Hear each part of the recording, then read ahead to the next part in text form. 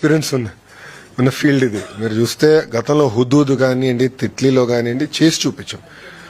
Hurricane నుంచి ఇప్పుడు మన కోనసీమలో వచ్చినప్పుడు కూడా 96లో కానివ్వండి, అట్లా గౌరవ ముఖ్యమంత్రి గారికి చాలా అద్భుతమైన అనుభవం ఉన్న వ్యక్తి.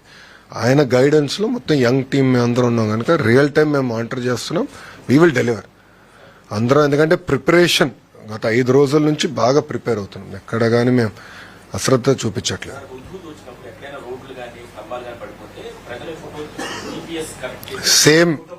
సేమ్ ప్రాసెస్ ఇప్పుడు ఉందమ్మా.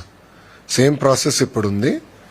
ఎక్కడైతే చెట్లు పడిపోతే ప్రజలు కూడా చెప్పేదానికి అవకాశం ఉంది. దాన్ని కూడా ఫాలోఅప్ మెకానిజం పెట్టాం. ఒక అలర్ట్ వచ్చింది, అలర్ట్ సాల్వ్ అయ్యే వరకు రెజల్యూషన్ వచ్చే వరకు కూడా మానిటరింగ్ మెకానిజం ఏర్పాటు చేసుకున్నాం.